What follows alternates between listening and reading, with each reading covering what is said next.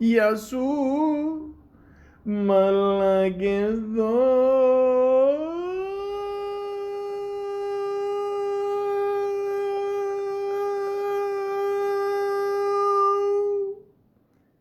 Welcome to the Malaka podcast.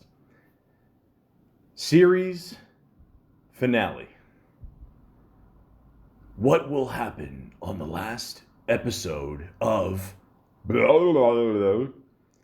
Will he get the girl? Will she fall in love? Will they live together forever, forever, forever, forever, forever, forever? Stay tuned because the series finale is always the best episode of any series. Right? Is it though? I mean, that's the problem with the series finale. I mean, we invest so much time in a show because our lives are so boring that we need something to watch on the weekend or something before we go to bed or something to talk about the next day at work, with our fellow coworkers.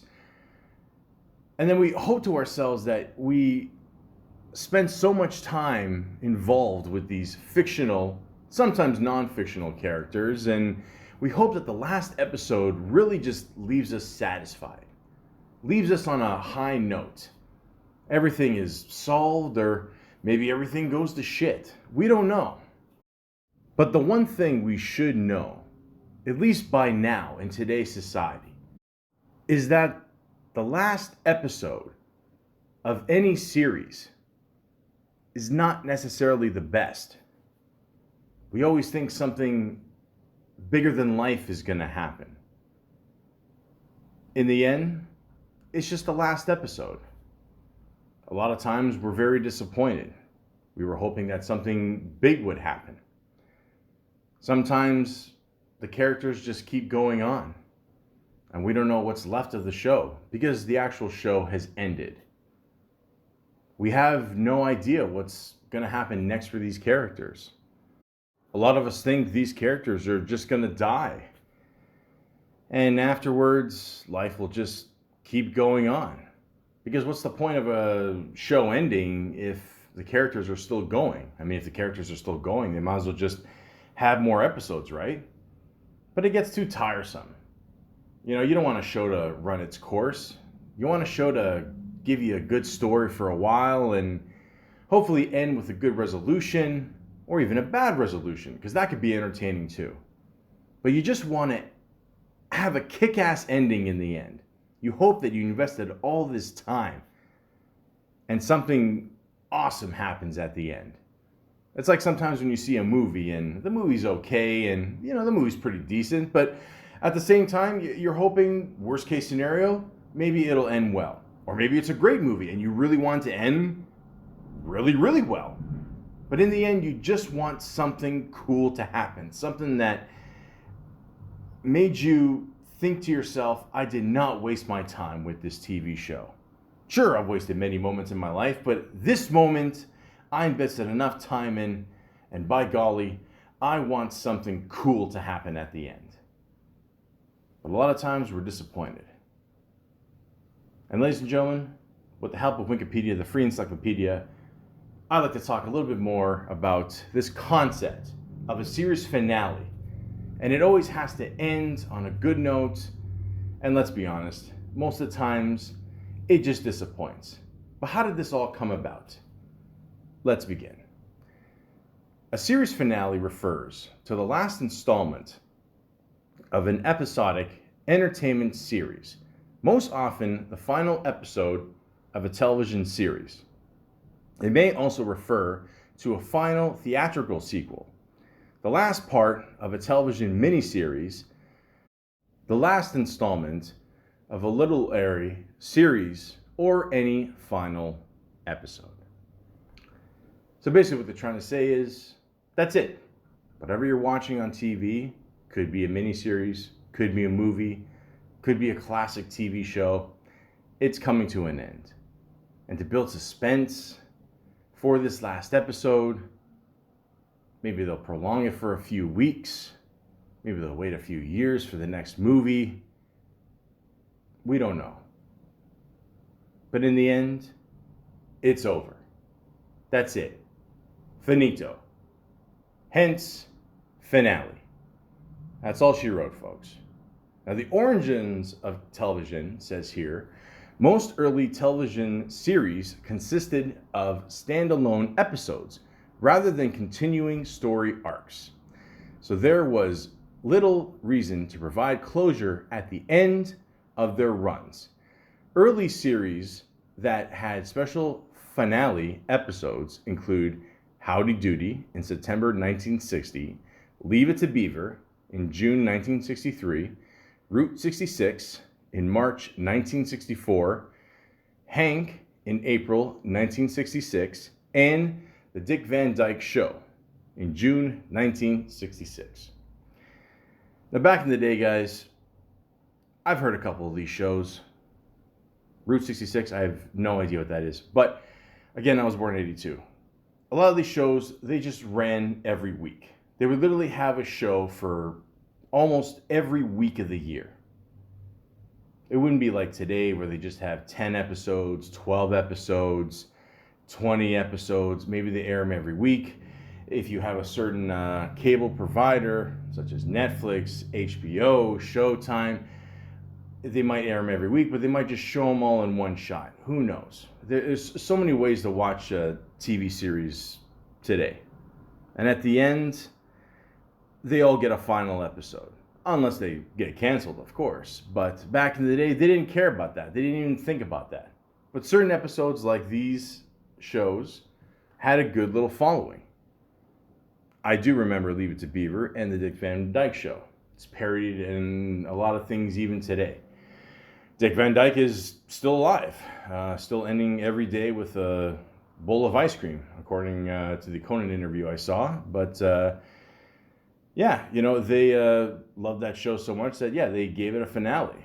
You know, so a lot of shows didn't even get that. Some shows just ran their course and that's it. It was just like any normal show. Anyways, considered to be the series finale that invented the modern day series finale.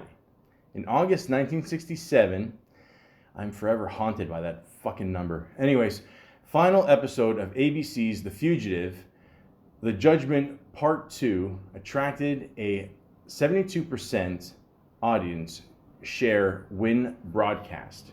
This remained the highest viewership percentage in U.S. television history until the 1977 finale of the TV miniseries Roots on the same network, and later the 1980 resolution episode of the internationally promoted Who Shot JR cliffhanger of CBS is Dallas. Yes, that was a big deal, guys. Me growing up, my whole thing was The Simpsons, and they actually parodied, you know, instead of Who Shot JR, it was Who Shot Mr. Burns. That was a huge deal. So obviously they're ripping off the whole thing on Dallas there. And yeah, a lot of episodes do that at the end of, you know, a series, or, you know, they make it a two-parter, or at the end of a season, you know, they'll, you know, oh my God, who shot this person? Is this person really dead? You know, and then you gotta wait all the way to the next season to see it, you know. I mean, we're living in a world now where we can literally binge watch a whole show in a day. And shut up, a lot of people do, okay, including me. I can admit that, okay. But at the same time, you know, during COVID, we got nothing else to do, and a lot of people just, you know, want to pass the time, and they're really into a show where they just want to, you know, enjoy it, but at the same time, get it over with, you know? Because, again, we're living in a world where we don't know if we go online, someone's going to give away the ending. So most of us, if a show comes out on Friday, we only have the weekend to check it out, you know? Watch it at night, chill, whatever. And then Monday, we go back to work, and we talk about it with our coworkers, assuming they follow the show. But at the same time, yeah, you know, like... we don't know what suspenseful thing they're going to leave us with, you know? And then we have to wait literally a whole year until we get the next series. So we got to wait and wait and wait on that cliffhanger. That's why a series finale is so important, because at the end of it, we just finally that's it. Like, we don't have to keep waiting the next year and whatever. I mean, it sucks that our favorite show is gone, but hopefully it ends in a good way that satisfies us, and that's it. But a lot of shows, like I mentioned with Dallas here, they knew they had people hooked, and yeah, they just wanted to keep it going. Definitely had my dad hooked, that's for sure. He still has the TV guide cover, Who Shot JR. I've told him it's only worth like maybe 15, 20 bucks. He doesn't listen. But, again, you never know. It could go up in value. Like Dallas and many other shows after it, it could be just a dream. By the way, can we stop doing that with TV shows? Like, I know it builds suspense and stuff, and I don't know, maybe sometimes they don't know what else to write, and then the character just wakes up and it's just a dream, or I don't know, they're in a coma or something. We get it, okay? I mean, it's a little played out. Moving on. Now it says here, the most watched American series finales. The most watched series finale in U.S. television history remains the 1983 finale of the CBS war medical dramedy MASH, spelled M-A-S-H, titled Goodbye, Farewell, and Amen.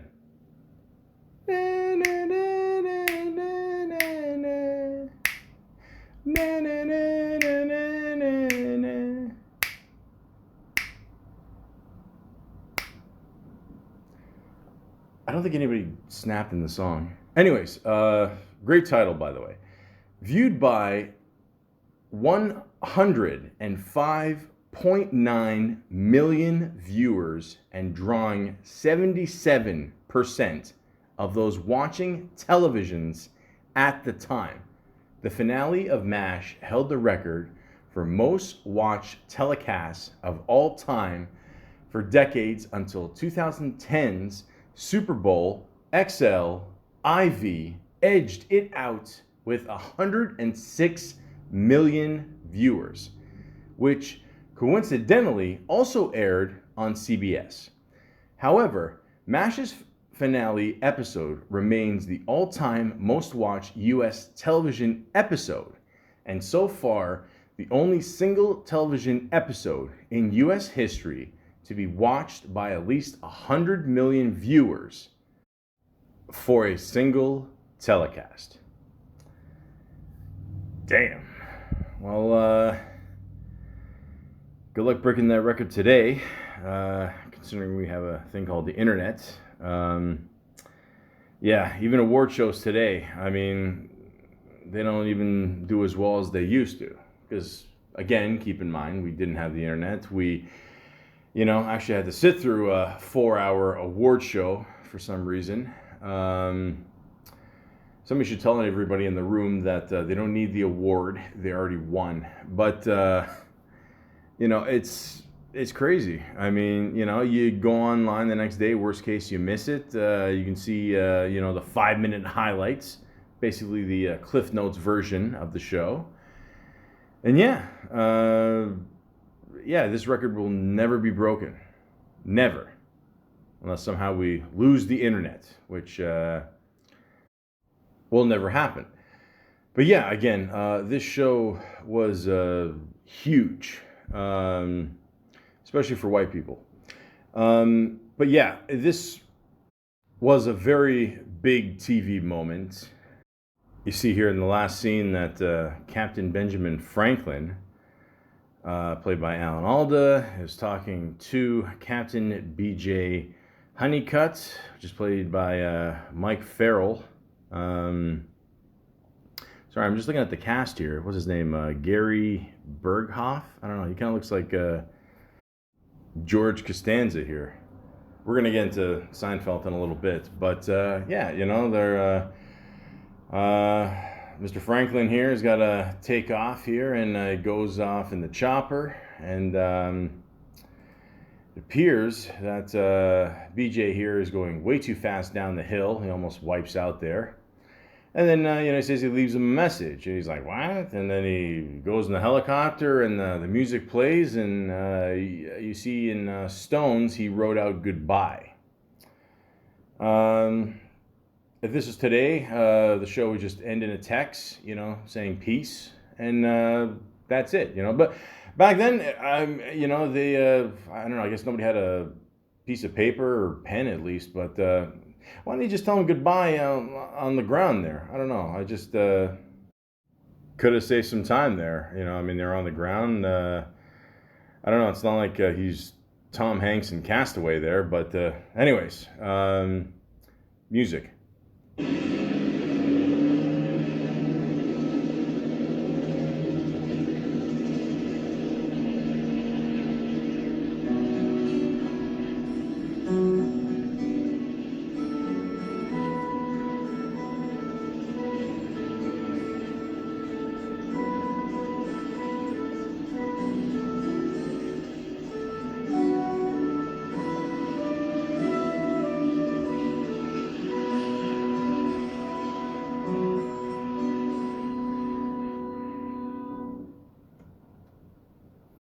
Ah, shit.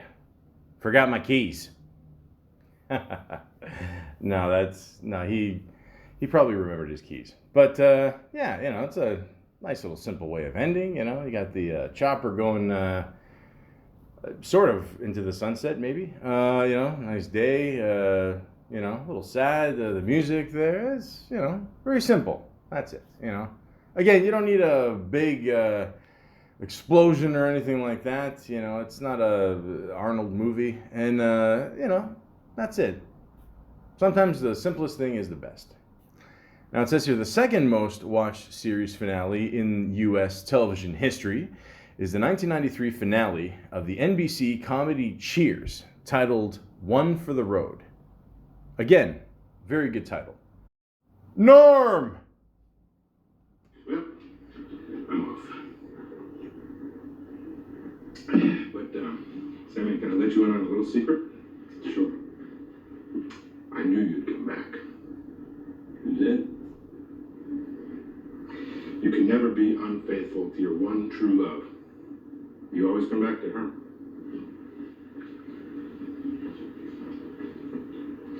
Who is that? Think about it, Sam.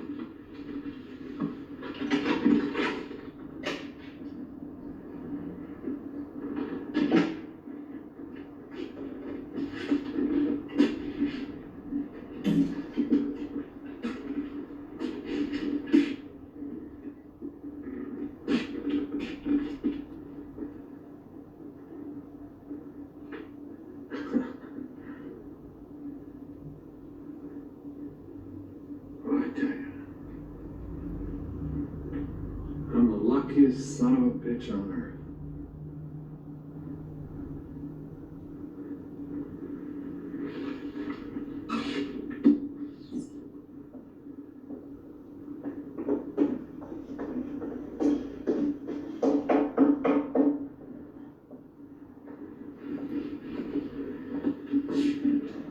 Sorry, we're closed.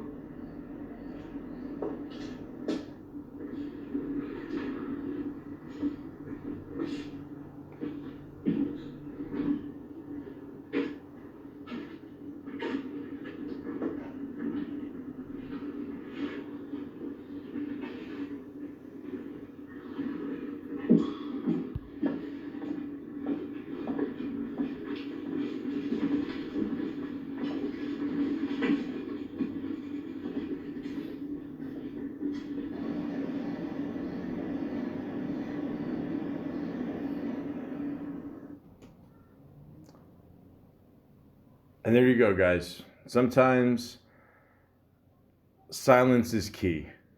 It's very nice. Just end on a quiet note. Now, with me, I watched a little bit of Cheers. I watched the first 4 or 5 seasons. I kind of lost interest after that. I'm one of these people that, a series shouldn't go more than maybe 5, 6 seasons, even if it is a comedy. But it was a pretty good show. Great cast of people. I mean, it launched another hit show, Frasier. You know, it was huge. I live in Toronto, Ontario, Canada, and I remember the show was so big that at the time, well, I guess we still have it, the Sky Dome. They actually played the last episode in the stadium, and people filled it up and watched the episode on the big screen there. So again, this was a very big deal. I don't know what Norm was talking about there. I'm told that Sam apparently got a lot of women, and I don't know. I think he at this point he was hooking up with the woman from Look Who's Talking. So yeah, I mean, if he didn't close the bar and just retire his penis, I'm pretty sure VD would have killed him overall. But yeah, again, simple line. Sorry, we're closed. That's it. Once again, I still don't understand how he could be a recovering alcoholic and open a bar. Again, it's the 80s. They were selling beers for $1. I really miss those days. But yeah, simple show, good cast of characters. Started Woody Harrelson's career.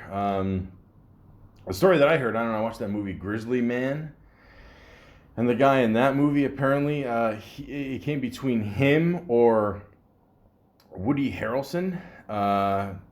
So yeah, I mean, one guy became a huge star, and the other guy, I don't know, got killed by a bear, which really tells you how fucked up, crazy life is. But the point is, very good show, very relatable. Everybody goes to their local bar, chills out there. I did a whole podcast about the local bar concept, and that's it. Also says here, with only slightly fewer viewers than the series finale of Cheers, is the finale of its own one-time follow-up NBC's must-see TV Thursday night lineup.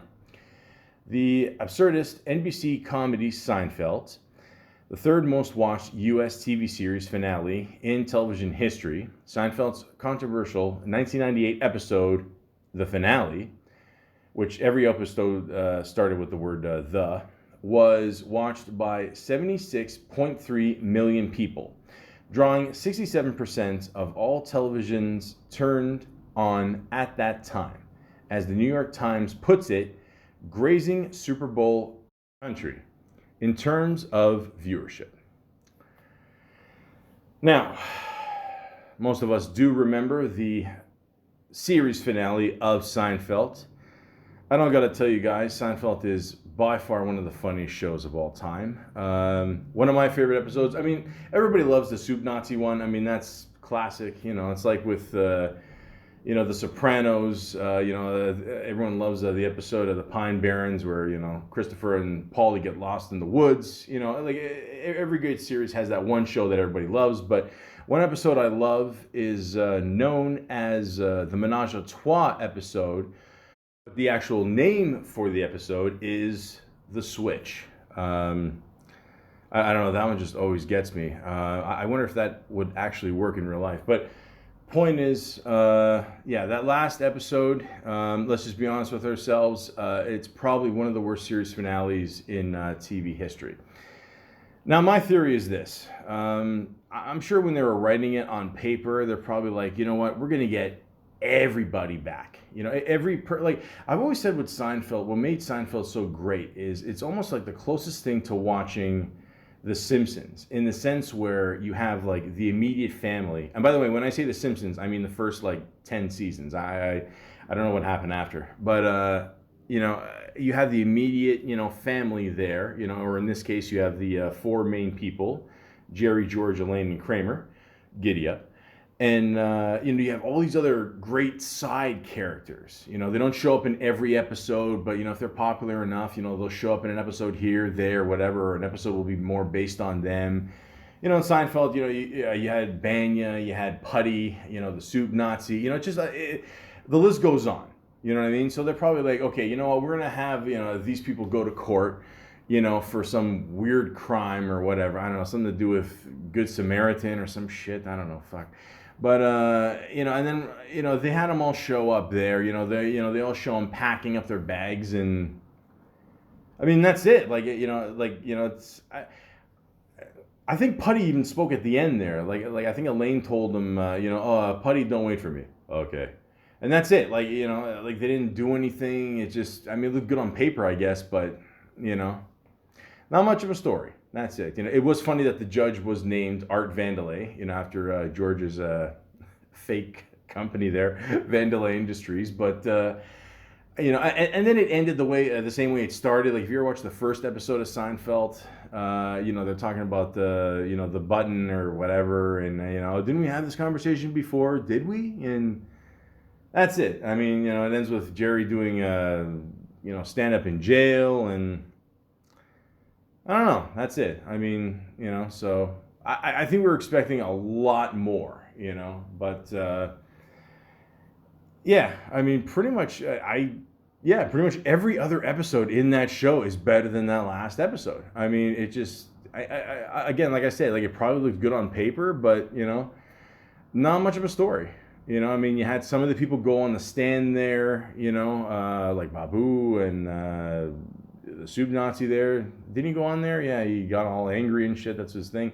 And that's it. I mean, like nothing really happened, And then like years later on Curb Your Enthusiasm, they had a whole season where they wanted to make up for that last episode, and they had a couple jokes here and there about it, and that's it, But I mean, in the end, Jerry Seinfeld, I was told that year, I think he made like something like $220 million just on that last season alone with, advertisements and the deal he had, and he's doing fine. And then I think he sold the rest of the show on Hulu or something, and now he's officially a billionaire. So again, guys, don't feel too sorry for him. He's fine. I enjoy the show. Was it Coffee and Cars with the comedians there? That was good. I don't know, if you can watch the Eddie Murphy one, that's a really good one. But yeah, again, just because you write something down on paper and you add all the people in there, it doesn't mean it's going to be good. You know what I mean? Sometimes you just should stick to the simple format. It's like the movie Mars Attacks. I mean, you're like, holy shit, all these people are in there, and then you watch it and you're like, oh. I'm only kidding, sir. Lighten up. How about you? What are you in for? Grand Theft Auto. Grand Theft Auto. Don't steal any of my jokes. You suck. I'm gonna cut you. Hey, I don't come down to where you work and knock the license plate out of your hand.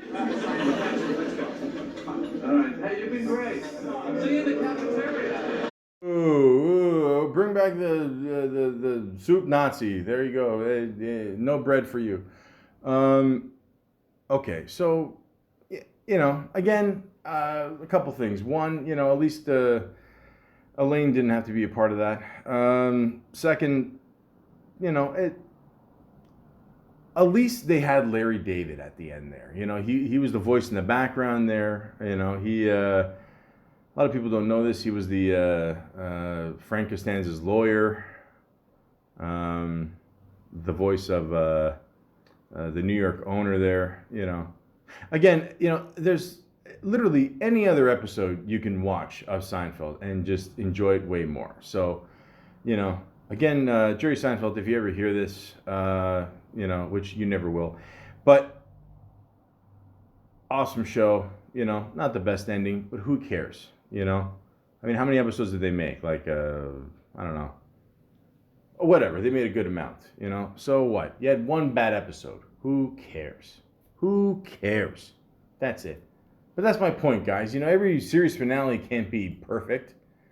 I mean, it even says here with the shift away from network television viewing toward cable television viewing and later internet use that occurred during the decade between the finales of MASH and Cheers and continued unabated until and beyond the finale of Seinfeld. It remains debatable which of these three event series finales accomplished the most impressive viewership numbers. Moreover, a large gap in viewership numbers exists between the Super Bowl-sized audience of the MASH, Cheers, and Seinfeld finales, and the 4th and 5th most watched series finales in television history, respectively, those of the comedy Friends, with 52.5 million viewers, and the detective procedural Magnum P.I., which had 50.7 million viewers. The Friends finales, the last one, original, viewership numbers dwarf those of all finales since the start of the new millennium, and seem particularly impressive in light of the increased media options since the 1990s event finales of Cheers and Seinfeld. It's true. Yeah, I remember that aired around the time I moved out of my parents' house. Yeah, and it was huge. I mean, but even then, I remember like, yeah, the internet. I mean, you could download stuff, and I mean, YouTube wasn't, a couple years away still, but yeah, I mean, that's still pretty amazing for 2004. But again, guys, that's never gonna happen again. Never. People are way too lazy. They're gonna wait till the next day to find out shit. They're gonna download it for themselves, watch a commercial free. It's just not gonna happen. It's not gonna happen. And like I said before, I wasn't really a big fan of Friends. I watched a few episodes here and there. I talked about it in my Jennifer Aniston podcast there. Yeah, I don't know. Apparently, Rachel ended up with Ross, and that's a big shocker there. And Magnum P.I., I have no idea what happened there.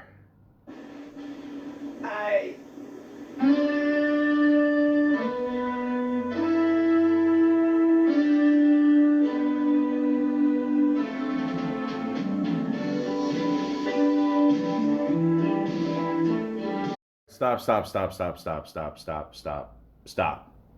Okay, that's not the music I remember from Mr. Magnum.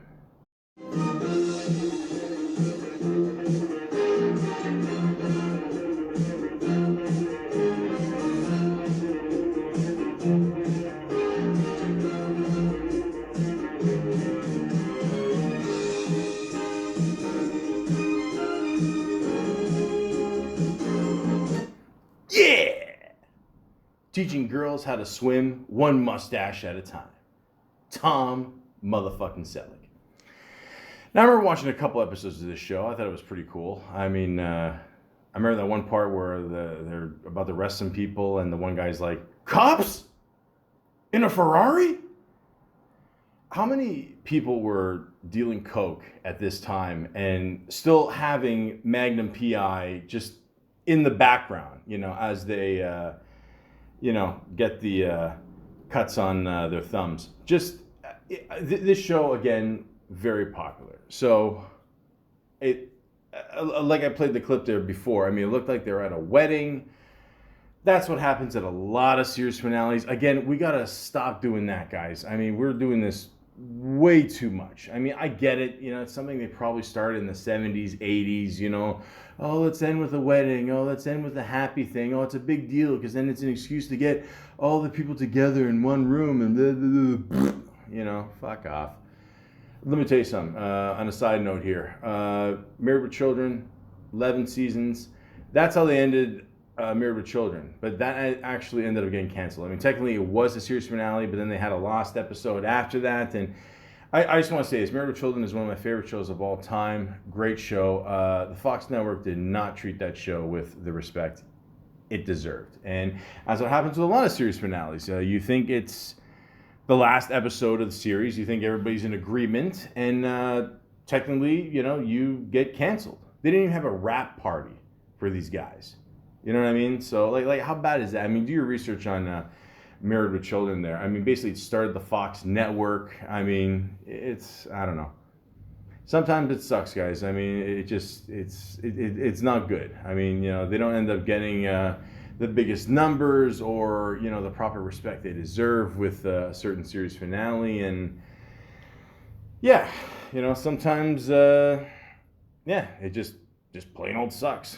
And yeah, like it says here, no matter how critically lauded during their respective runs, relatively few popular television series finales end up pleasing critics and audiences universally and or escaping controversy. Obviously, prominent examples of controversial series finales include the final episodes of the comedies Roseanne, Into That Good Night, Seinfeld, the finale, How I Met Your Mother, Last Forever, Two and a Half Men, Of Course He's Dead, and those of the dramas The Sopranos, Made in America, Game of Thrones, The Iron Throne, Lost, The End. Yeah, real original Lost. Fuckers. Anyways, Dexter, Remember the Monsters. The final episodes of Dexter and How I Met Your Mother, in particular, caused massive backlash from both fans and critics upon airing, and are often regarded as the worst finales in recent memories. Okay, so Roseanne, always a big fan of. I still watch The Connors. I still like it. It sucks that she's not on there anymore. You know, she said something that she shouldn't have. I get it. But let's be honest, it's a totally different show now without her on it. Yeah, the whole point was, you know, they had John Goodman's character die, and but then if you watch The Connors, he's just in a very deep sleep. You know, with the whole what a respiratory mask, I don't know, people wear so they can breathe properly and not snore at night. So it was weird that last season. I mean, they ended up winning the lottery, and yet for some reason they stayed in the same house. I don't know, it just looked like they got another paint job, I guess. I don't know. It was kind of the whole series is great, but yeah, that last season, you know, I mean, like even that last episode's kind of like, you know, whatever. Again, you know, the classic, you know, someone died, and you know, and then the show's over. Seinfeld, already talked about that. You know, it's, yeah. How I Met Your Mother. I'll be honest with you. Again, this is one of these shows that's like Friends. I like the people in the show. I'm just not a fan of the show. Like, to me, How I Met Your Mother was basically like the next generation's Friends. A lot of people always say, like, yeah, like Bob Saget, like him, you know, doing the voice of the guy, and you know how, you know, he met the mother or whatever there.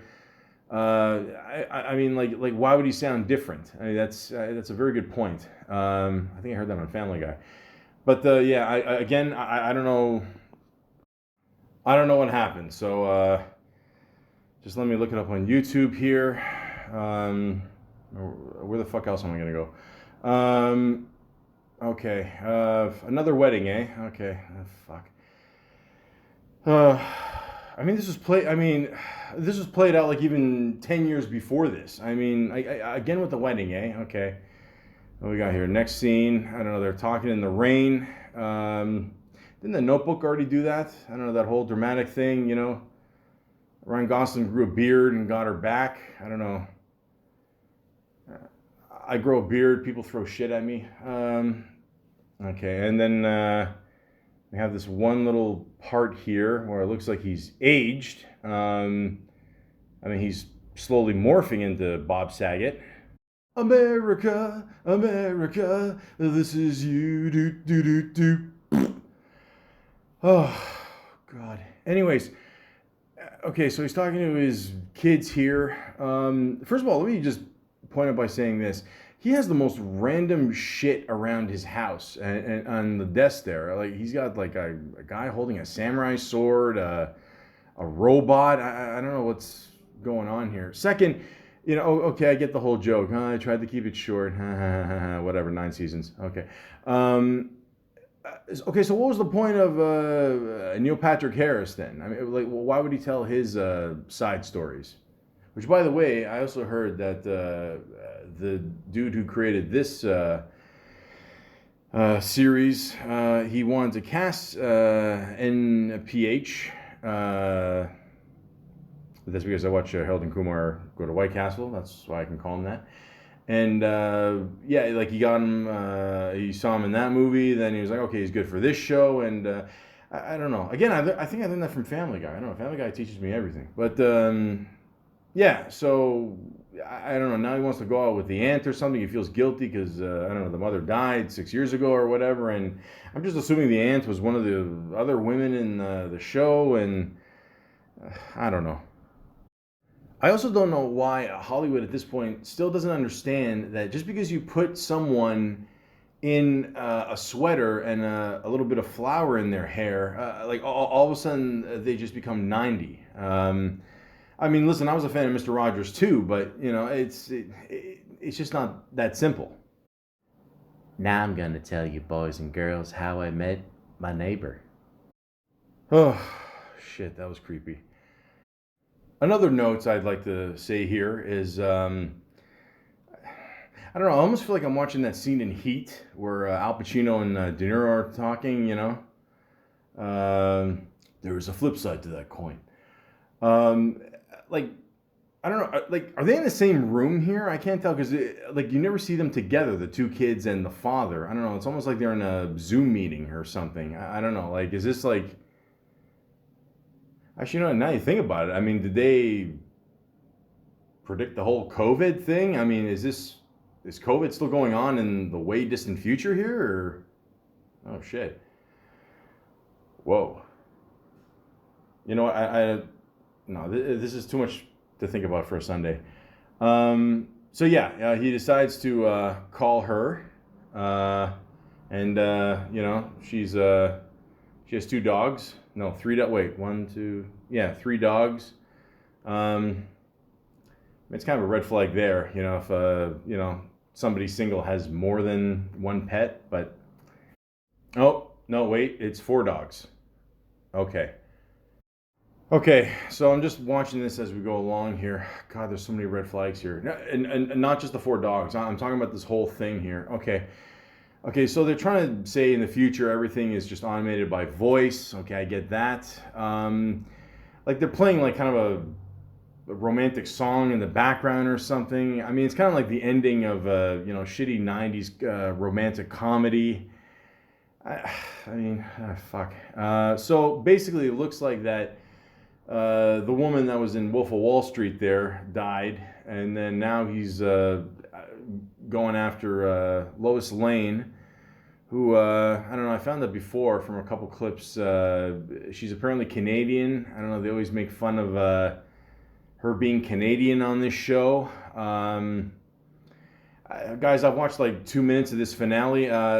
Believe me, you guys are in no right to make fun of Canadians after this. Okay, I've never even watched the show, and I'm. I mean, also keep in mind, you guys voted for Trump, so enough said. So yeah, again, she's looking out the window, talking to the guy in the street. Again, that's never been done. I don't know, I guess he forgot the boombox at home. But he did remember to bring a blue French horn.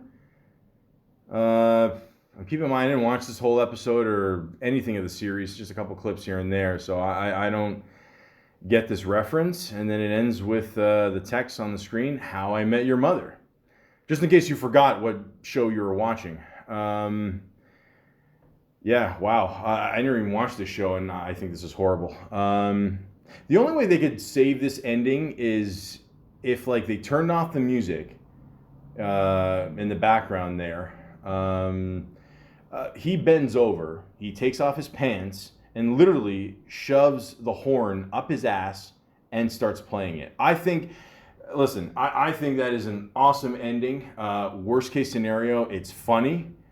Maybe she'll be offended by it. I don't care. I'm a Leaf fan. I don't want to be reminded of anything blue at this point. But the point is, yeah, this is pretty bad. I'm not gonna lie. Like again, I've never even watched the show, and even I know that.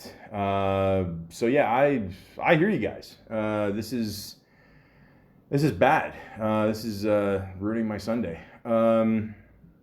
Let's move on. 2.5 Men. You know what? I don't give a shit. I'm being honest. I don't care. The show ended. You know, the series finale ended with me when Charlie Sheen left. Okay, that show was awesome. Okay, it's funny. It's, quick little jokes here and there. It was funny. It was, these two guys, they really played well off each other. The kid was funny too. Little side note, if you ever saw a scene where Charlie Sheen started off on the couch, that means he was shit-faced from the night before, and he told the writers or director or whatever, look, I don't feel like moving in this scene. I'm just going to sit down and read my lines. So again, that's Charlie Sheen. That's that's how much power he had. I mean, he was making $2 million an episode, and he fucked that up. I mean, holy shit. But yeah, so I did watch that one episode where Ashton Kutcher showed up for the first episode. I'm like, well, let me just see this, whatever. And then I saw some clip where they had Arnold Schwarzenegger show up in an episode, and he's just reading off what happened, over the years, and even he said, it's time to wrap it up, So I don't know. I don't give a shit what happened. I really don't. So the show ended when Charlie Sheen, decided to actually get off the couch and not show up. Next one here, The Sopranos. Well, I already did a whole podcast about what really happened at the end of Sopranos. So if you want to check that out, all I'm going to say is this. Sopranos is my favorite show of all time. I think it's a great series finale. I mean, it did piss off a lot of people, It would suck if, someone, was just trying to tell a story and then all of a sudden it just went.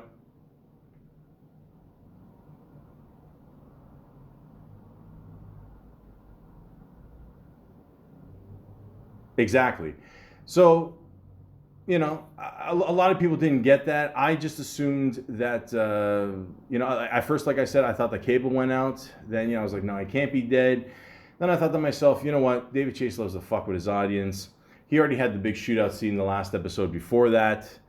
He's dead, okay? The guy from the counter there went into the bathroom, whipped out the gun, he shot him, okay? And like I said before, and this is very important, okay? When they all came in, these are the three people that mean the most to him in his life. Carmela, Anthony Jr., and good old Meadow Soprano. And yeah, for the most part, I think when you end a series finale, it should be, the main character should be there. If not, the main family should be there. And that's exactly what they did here. They got Journey playing Don't Stop Believing. We got the reference there. So Carmela, again, was important, but not important as the kids were to Tony Soprano. That's just my theory. Then out of the two kids, I truly believe that he loved Meadow more than Anthony. Although Meadow did say in an episode that you will always be the favorite to Anthony. But no, I don't believe that. It went in order from, least important to most important. And it's almost like God was giving him one last vision saying, you know what? Someone's about to shoot you in the head and you're dead in front of, your son, your daughter, and your wife. But I'm going to give you one last vision and say, hey, this is your legacy. This is something good that came from your life. All the bullshit aside, all the bad things you've done, this is your legacy. He saw her, lights out. That's it. And also one thing, and maybe I'm really reading a lot into this, but the last meal he eats, or the last thing he eats, is onion rings. Onion rings are shaped like a hole, like a zero. Again, maybe I'm reading way too much into this, but it's almost like David Chase is saying, there's a big hole in this story. And that's it. So guys, if you want to check out more on what I did on the other podcast, please feel free to do so. Now, Game of Thrones. Okay. I'm just going to say this. So I'll give you my little history of what I've had to deal with Game of Thrones. So I'm one of these people where, if I hear a lot about a good show, let's say, 2 seasons go by, 3 seasons go by, and everyone's like, oh my God, it's a good show. It's popular, blah, blah, blah, blah. I'll probably check it out. So, and that's what I did with Game of Thrones. It was, I think, 2 seasons aired, and I watched the first season and I loved it. I thought it was really good. I had a great cast of people. It was great. Good stories, good love stories, good fighting stories, good, kind of like a revenge kind of thing there at the end there. She'll have the vengeance, like whatever, Also, one thing I remember, this is so random, that they said one of the heads that was on one of the sticks was apparently a mold of George Bush Jr., I think, and I don't know, that pissed off a lot of people. I don't know, but I don't know how that happened, but yeah. So overall, it was great. I was really looking forward to the second season, so I watched the second season. Now, this happens a lot with shows that become popular that are, I guess you could say, R-rated, whatever, that aren't meant for kids. But obviously kids are going to watch them, you know what I mean? Like, it's kind of like a fantasy, medieval kind of shit. These shows have a good cult following. So what's going to happen? They're going to dumb down the violence. They're going to dumb down the nudity. They're going to dumb down the language. They're going to dumb down the whole fucking shit down the drain. That's exactly what happened in season 2. Plus they added all these other characters I don't give a shit about. Scenes are dragging. I'm just bored out of my fucking mind watching this. At one point, I remember I was cleaning. I just used it for background noise, whatever. So then I watch the first episode of season 3. And it's even worse. It's just like, again, it's like the show's become watered down, and this is way before, people noticing, Starbucks cups or bottles, water in the scenes, which, again, I don't know if they're just doing that just to fuck with people or whatever. And apparently there was a thing where episodes later on were too dark or something. I don't know, they couldn't afford electricity. I don't know. But I'm watching this episode, and like halfway through, I just literally said out loud to myself, did I not learn anything from Lost? I have to nip this in the bud. And that's exactly what I did. I just stopped watching. That's it. A lot of people probably out there are like, oh, how could you stop watching at this point? I'm like, it's that simple. It really, I'm at the point in my life where if something sucks, if a movie sucks, I don't care if it's 5 minutes into it, I'm done. That's it. The odd time, I might watch a movie for like 20, 30 minutes. I'll fast forward to the ending just to see how it ends, just for shits and gigs. But I don't know, Game of Thrones, it got too watered down. I didn't like it. And then the last episode there, apparently, people were wondering if, I don't know, what was it, the Snow Guy and Khaleesi were going to go at it, and who's going to get the throne, with all the daggers in it, whatever. And what ends up happening, a CGI dragon ends up taking over the whole fucking world. Well, don't you feel stupid watching that show? It's just dumb. Like, it's like the ending of Saw, I don't know, it's like they just made it up like last minute. Okay, people are expecting this, so how about we have the dragon win? Yeah, that'd be cool. Okay. So I don't know. But what do I know?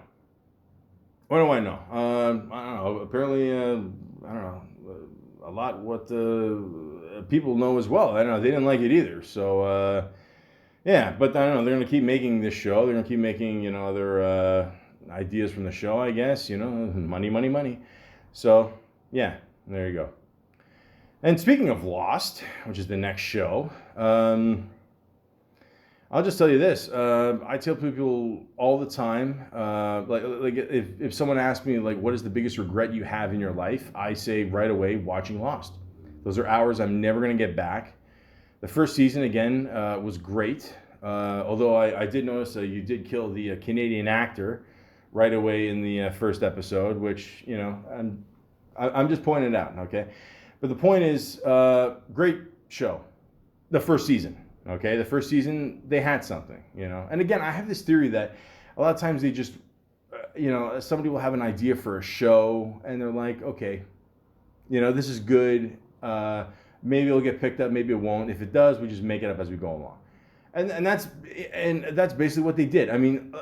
The title Lost, you couldn't have picked a better title for this fucking show, because that's exactly what you are every fucking episode. You're fucking lost, Something about a hatch, something about a smoke monster. Who gives a shit? And I watched every. I was younger back then. I didn't know any better. And, it's just garbage, man. Garbage, and some of the characters are cool and everything, but it's like, fuck, who cares? Like, I don't know. Then they're going to hell, they're going to heaven, they're in purgatory. Who gives a shit? And then that's what happens at the end. I don't know, like we got to go back to the island. I forgot his name, the guy from Party of Five, whatever. And, he's like, all right, we got to, wrap this shit up. I'm like, yeah, no shit you do. And then, I don't know, they ended up in, I don't even know what the fuck happened. I don't remember. I don't care. I don't know. They ended up in heaven or actually dying on the plane or whatever, man. Like, who cares? I love the fact though that they got the big guy to get a hot girl. I did enjoy that. As a fellow fatty, that's awesome. But the point is, what a pointless show. I mean, Jesus H. I mean,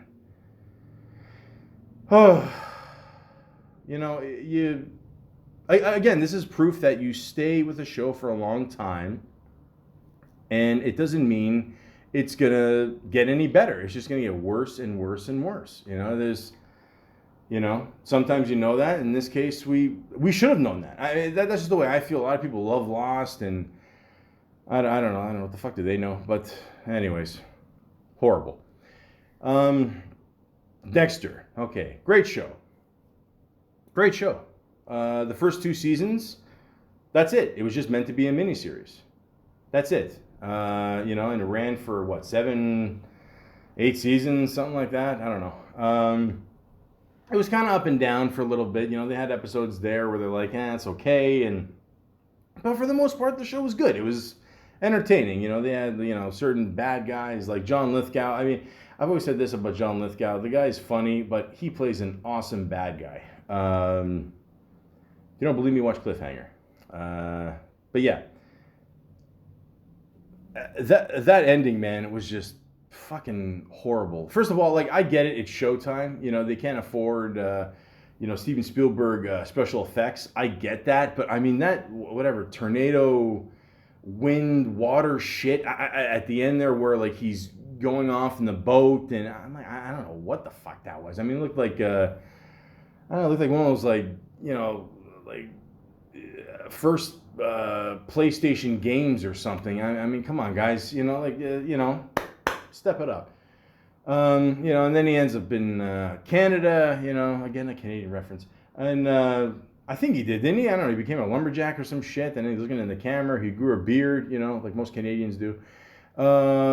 And that's it, but it was just bad. I don't know. It's just like, and I get it. Sometimes, like the lead character has to die, and, sometimes you don't know when the lead character dies, or maybe if you did die, I don't know. Sometimes it just goes fucking black. Like, we don't know, but, it's up to us, the audience, whatever. But, this one he survived, and, I don't know, it's just bad. But, again, they're bringing the show back.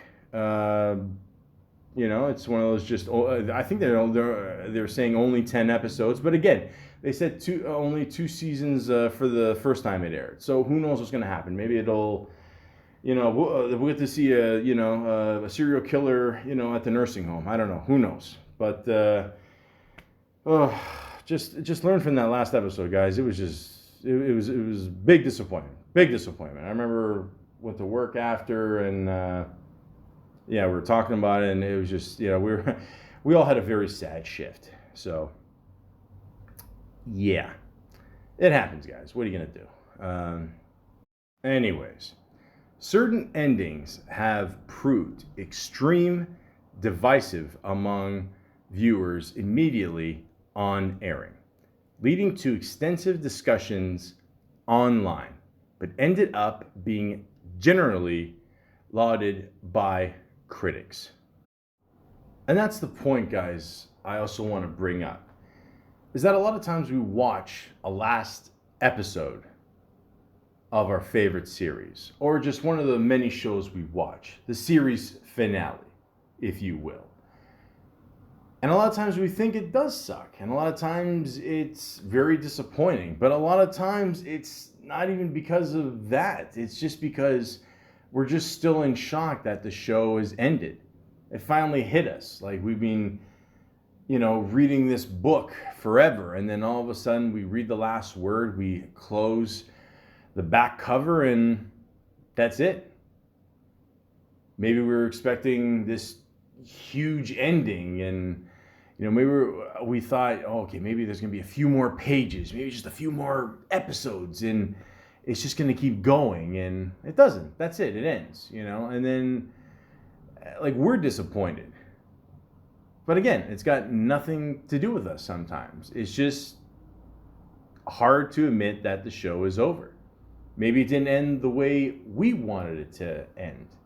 Like we get lost in this world and we think, okay, you know what? I want this character to do this, or this character's got to go.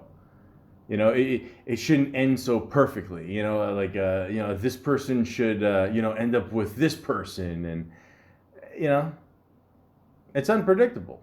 Especially the last 20 years of TV. I mean, Sopranos has definitely proven that even a main character could die in the first season, second season, third season, maybe end up in a coma, maybe they have you wait a long time between seasons, build a suspense, it's very unpredictable.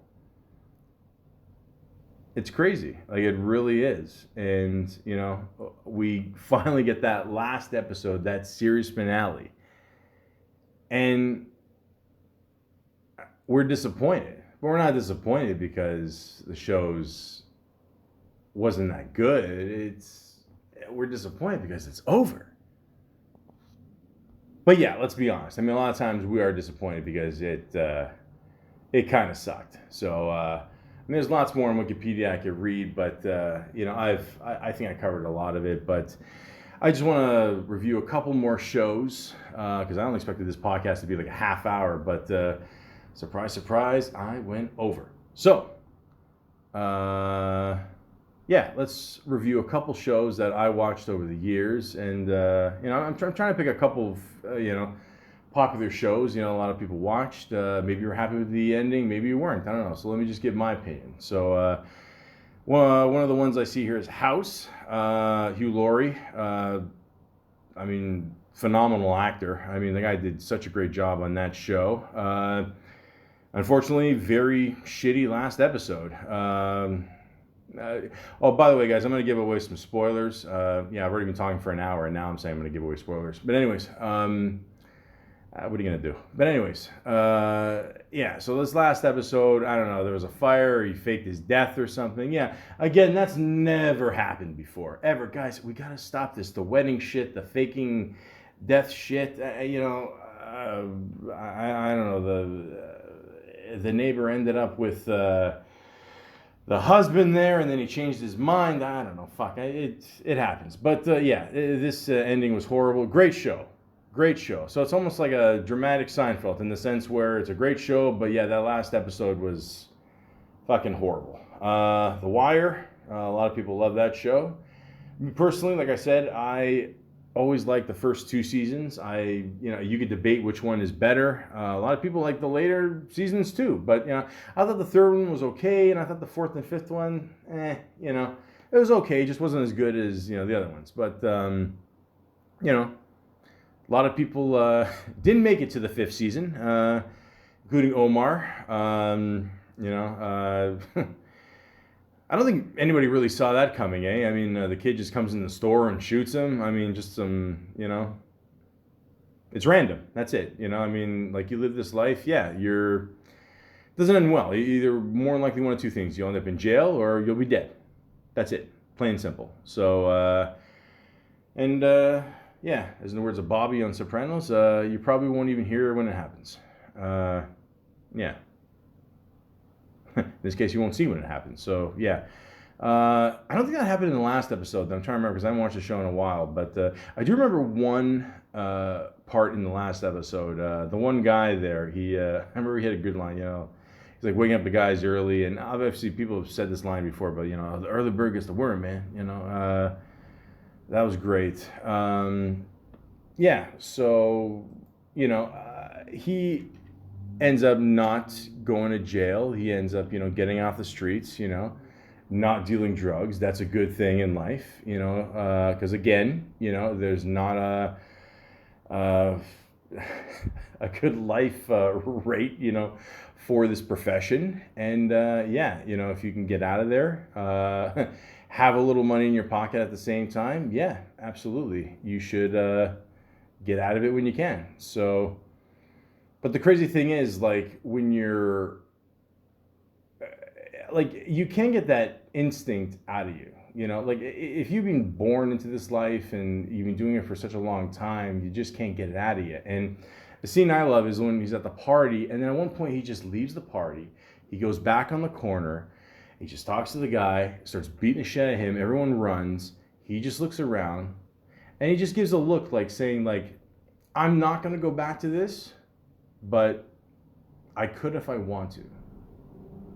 And that's the key to, like, a lot of, like the criminal mentality. It's like, you can eventually stop if you want to. You really can, but do you want to? I mean, it's that rush, I understand that. Not that I did, that much crime. I talked about that on my Crime Doesn't Pay podcast, my little run-ins there. We don't have to bring up old shit, but the point is, like how do you get it out of you? So that's what I felt was a really good part in that last episode. I thought that was one of the better scenes for sure. So again, The Wire is a very good series. When you get a chance, check it out. And sometimes you don't have to see everybody die in the show. I mean, there will be some survivors in there for sure. But yeah, sometimes it just has to end, and it ends very simple, but in the back of, the character's mind, you're still like, like, could he come back? Could he, if he wanted to, like maybe he will, like, maybe he won't be done with it. You never know. Another show, House of Cards. Look, we all know what happened there, with the guy there. We all know what happened, so he was replaced. That last season was not good. I mean, last episode there too, it was, I don't know. I wasn't feeling it. It's kind of weird. I mean, sometimes like a show, the series finale of a show, it throws a huge curveball that has nothing to do with the writing, nothing with the directing. It has to do with the actors and their outside life of the show. It could totally fuck up the series finale or the last season or whatever. So yeah, that's what happened there. Community, great show. First 3 seasons, awesome. 4th one, fifth one, canceled. I'm sure they planned on a series finale, but again, like I said before, sometimes you don't get a series finale. Sometimes you just get canceled. So recommend those first 3 seasons. After that, you're on your own. Walking Dead I'll talk about. No, I'm just kidding. I didn't watch The Walking Dead. Truth is, guys, I watched the first episode. I bailed after the first 10 minutes. I found it very boring. Zombies are boring. I just assumed... Wait, is the show still going, or... It is? No.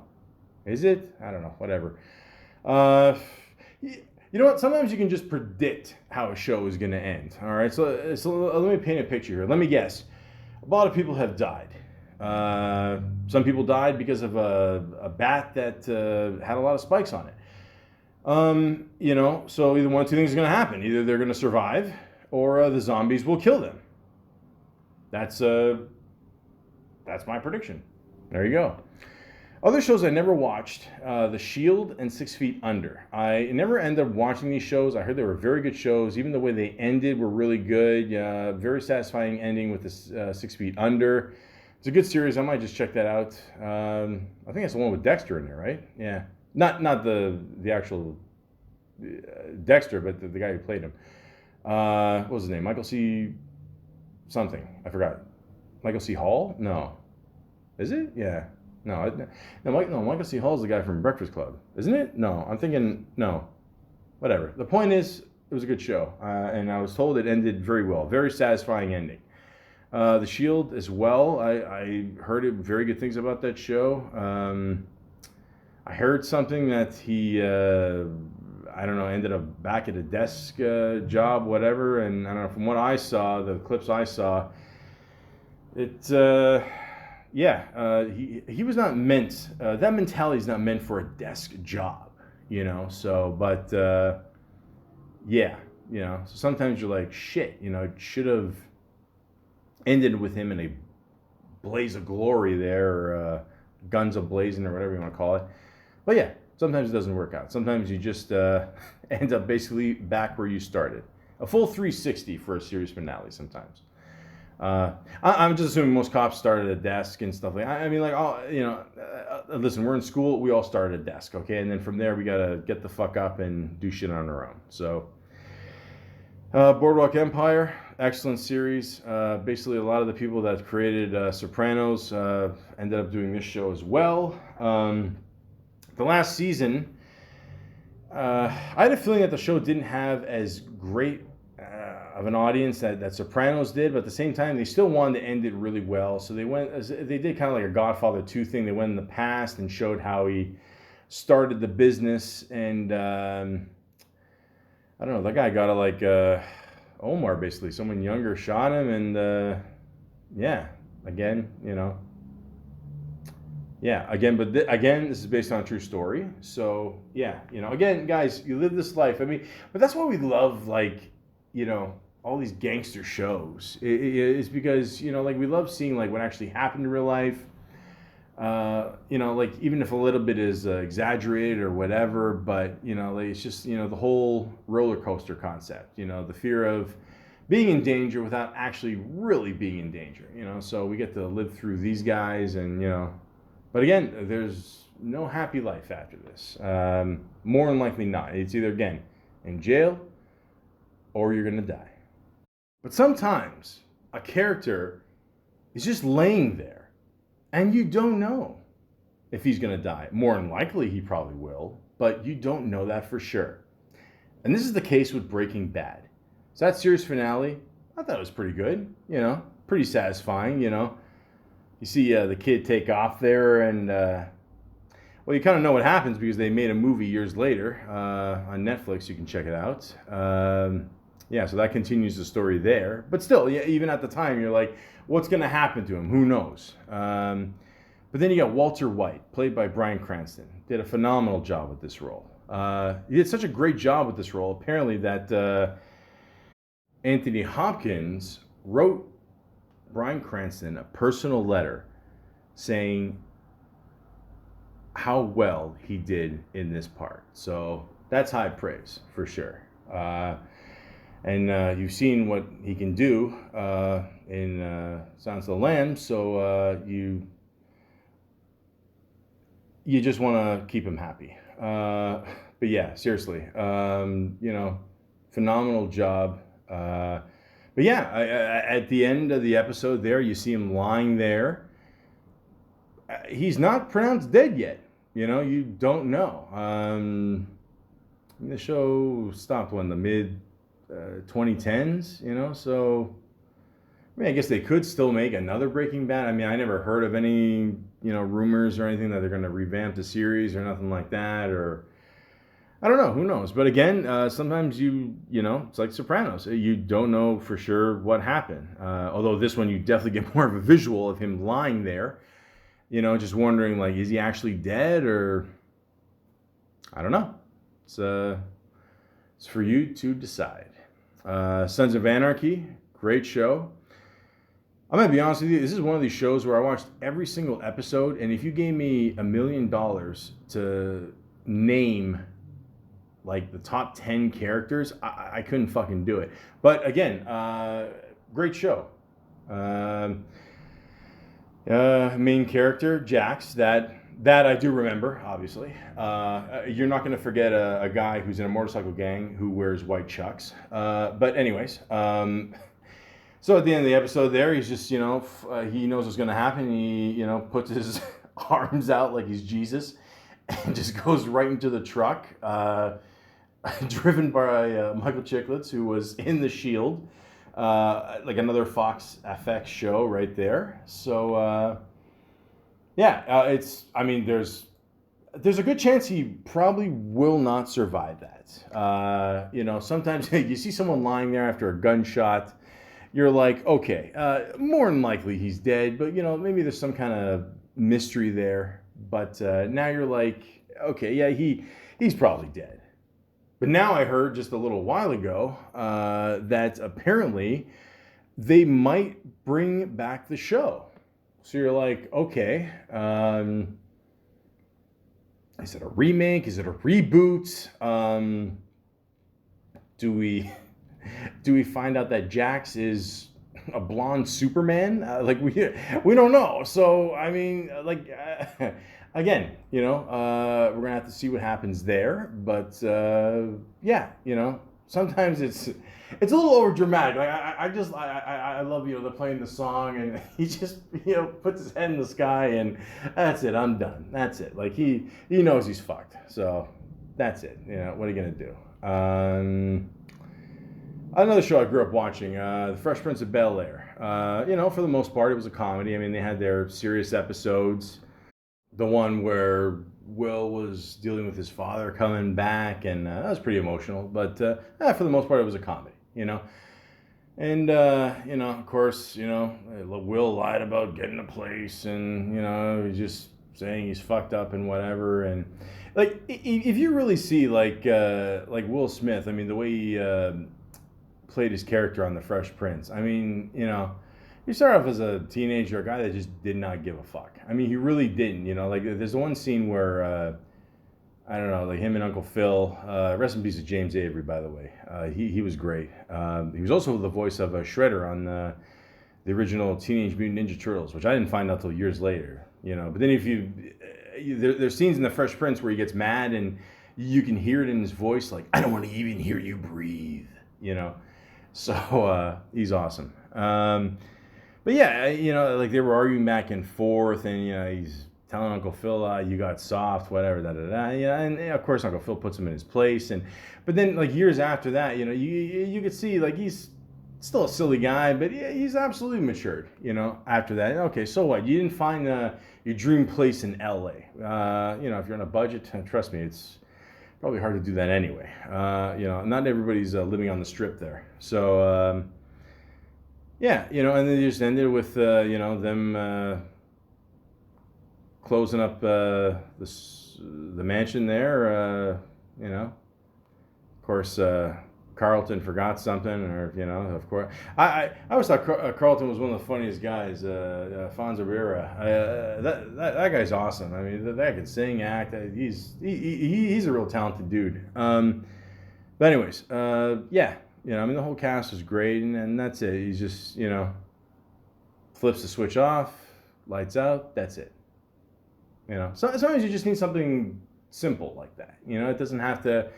Just because it's a comedy show doesn't mean it has to end on something super funny or whatever, just something simple. Something simple. Orange is the New Black. I mean, that show started off pretty good, and then, it had its ups and downs, man. One season was good, one season was bad, and then... guys, I might be completely honest. I tried watching that last season. I didn't even get to the last episode. I mean, sometimes, you just, like I said before about the Game of Thrones, you just got to give up, man. And it sucks. You watch this show, and then the last season, you're like, fuck it. But I just couldn't do it, man. I don't know. And then apparently, I think the one actress there badmouthed the show on Twitter as well. And it didn't, I don't know.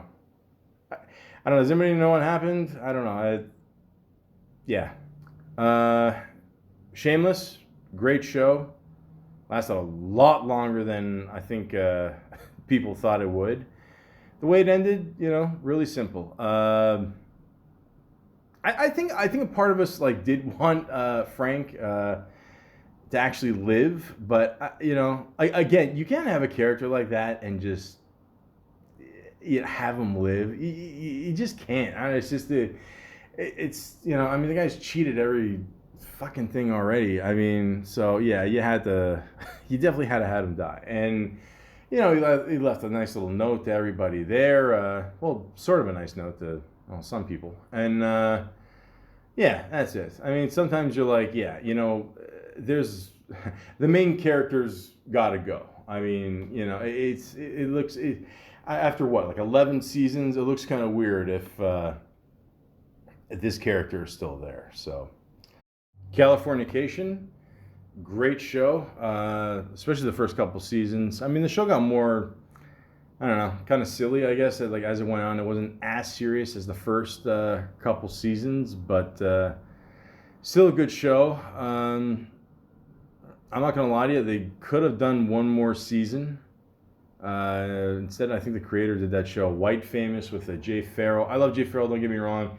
That show wasn't very good. I mean, that's why it only lasted one season. I mean, instead they should have just did one more season of Californication.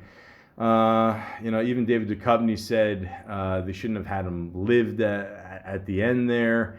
Him just leaving, that famous beat up car, and seeing his ex on the plane there. I don't know. It was too perfect. You know what I mean? Like again, I don't like it when shows do that. When they have a fucked up main character. He's, and then like last minute. I mean, this isn't a show in the '80s where the first 20 minutes, there's a problem and then they solve it in a fucking minute. It's too, I don't know. So yeah, the ending I think was just too cheesy. It didn't fit. I mean, if anything, David Duchovny said like he wanted the character to die, and I don't know. That probably would have been more exciting and appropriate. But yeah, I don't know. What are you gonna do? Still a good show. The Office. Well, the British version was awesome. We all know that. Like most British shows, it only lasts 2 seasons.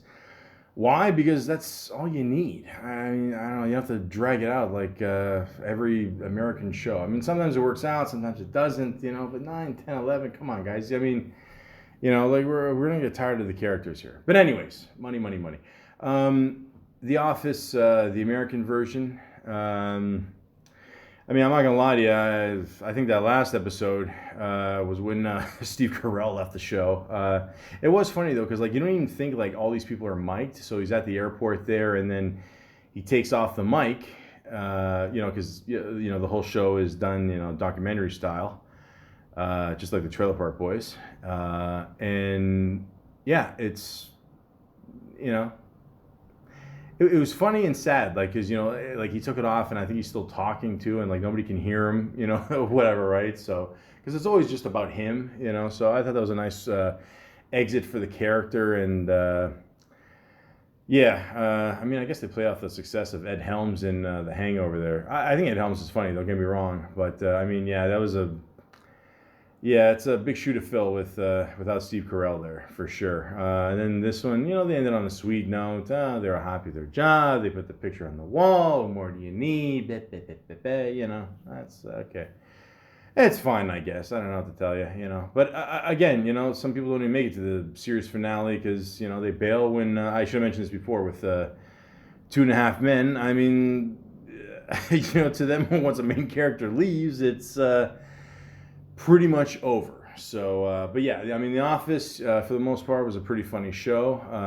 I would recommend the first 3 seasons for sure, especially the second and third one. But seems to be a very popular show during COVID. A lot of people are just catching up or, forgetting what great shows there were. And now we have a chance to actually watch them and enjoy the series finale in the comforts of our own home, which I assume people did anyway. I don't know. Either that or they're, I don't know, fucking off at work, watching on their phone, whatever, or on the bus. Who cares? This is the great world we live in, guys. We can watch our shit anywhere. It doesn't matter. You can even enjoy The Office series finale on a plane while you're wearing a mask for the next 6 to 8 hours. That's what she said. Another show I loved, The Weeds, for obvious reasons. No, it's a good show. The first couple seasons were really good. The third one, I remember, sucked. And then Albert Brooks joined the show for like a little bit, and I was like, fuck, I thought he was going to be in the whole season. He was only in a couple episodes. You know his brother is Super Dave? I know a lot of people didn't know that. Rest in peace to him. But then again, if you look at him, you see they kind of got the same face. But I love both those guys. Anyways, yeah, so the show was kind of, you know, some episodes are better than others, obviously, so it was back and forth for a while there, but, you know, it was all right. But at the end there, they did, you know, something really cool for the series finale, which, as far as I know, I don't think anybody's done this. Maybe they have, I don't know. You know, I can't watch every show, or can I? But they went 10 years into the future. So I thought that was a cool concept. And like one of the biggest jokes was like every phone is almost like paper thin. It's clear. It's like done with kind of a laser kind of thing. They're making fun of that. And they're just showing all, you know, like what the characters are at this point and, you know, like, you know, how they kind of evolved and what they're going through and all that. And I thought that was a great concept, you know. And then at the end, you know, they all get together on the porch, smoke a joint, you know. It's just, you got to end it like that. You just have to. So, you know, I come up with something different, you know, like it doesn't have to be a wedding or, you know, you know, you're like you have a blue horn for some reason talking to a woman at a window. What the fuck? Anyways, but yeah, you know, I thought that was a really cool concept. And the irony is I heard that they might bring back the show and it's been over 10 years. So, you know, they could actually continue it where they left off. So, you know, how cool is that? And ladies and gentlemen, I know there's so many other shows I can talk about. I'm tired, so I'm going to wrap this up with one last show. And again, I'm not saying that this show had, you know, the best series finale. That's not why I'm saving it for last. I'll explain myself. The show is Everybody Loves Raymond. Now, it's always funny because, you know, I always enjoy this show, not because I'm Italian. There are a lot of relatable things in that show compared to my family, for sure. Maybe that's why I like it a lot. But like, it was a really good show. The first, like, I don't know, what was it, 3-4 seasons? I mean, it was okay. Like, it was more based on him being a sports writer. But once they got, you know, to him and just his family, and basically every scene was either in Raymond's kitchen or the living room. You know, it was almost like watching like a play every episode. So it was really well done. Great actors. You know, awesome supporting cast. Just a great show. So. And what they did with the last episode, it wasn't anything like fancy or nothing. You know, they didn't have a wedding. Nobody died. Although, actually, well, that's a sort of almost happened. I mean, let me explain. So, Raymond had something wrong with him. He had to go to the hospital, whatever. And then, you know, the family's waiting there in the waiting room, and the doctor comes out. You know, he's unresponsive, whatever, and then, you know, he's not breathing, whatever, and then everyone starts freaking out and they want to go in there, and then someone else comes out and says, don't worry, he's fine, it's okay, da da da da. So the only person that's not in the waiting room is the mother. So of course, you know, the mother, you know, if you watch Everybody Loves Raymond, she's very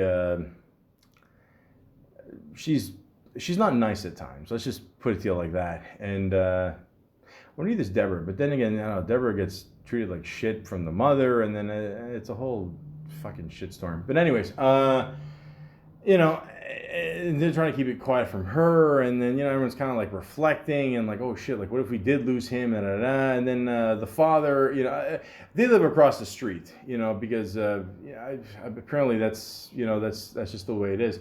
And you know, Peter Boyle, who played the father, you know, he's just chilling in bed, you know, with Marie there, his wife, and you know, they're just like, you know how life is sometimes, da da da. So again, she doesn't know. He breaks down. He tells her, you know, and he just goes, or she just goes right across the street. She literally just hopped into bed. I mean, they're about to, like Raymond and Deborah, his wife, are just, you know, they're ready to have some me time, if you know what I mean, sex.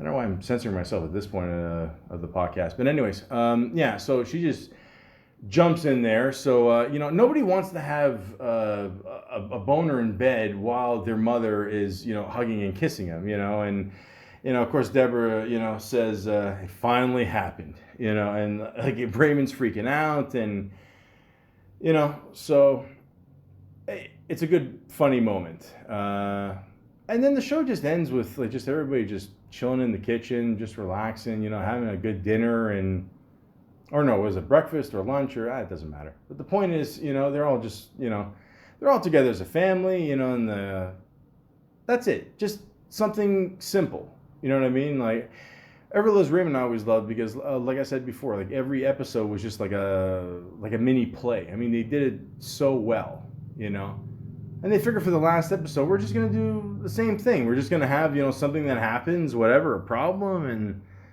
da-da-da-da, and that's it. Like, we're not going to have anything big or no, just chill. It's the same, I mean, the family drives each other crazy, but at the same time, the essence is, the message at the end is they still love each other. They're still together. They're still there, So I always thought that was really nice. And again, it proves that every series finale doesn't have to have, this huge, ending. It doesn't have to have like every single person that you had in the series or a wedding or someone dying or, it could be just a normal episode, If the show is great and if it's been on for that long anyway, I mean, you pray, like anybody that does a show, I mean, you pray that it just lasts at least 5-6 seasons. Worst case, and get some syndication money in the end. But, if you're lucky enough to last 8, 9, 10, even 11 seasons, I mean, that's phenomenal. And for the most part, if the show has lasted that long, you're doing something right. So you don't have to change the ending and say, hey, this is, something huge is going to happen, something that you wouldn't expect from this show. That's bullshit. We're watching the show anyway because we know what to expect after all these seasons. We know the characters. We know how they are. If it ain't broken, don't fix it. That's the best advice I can give to anybody that's going to make a series finale.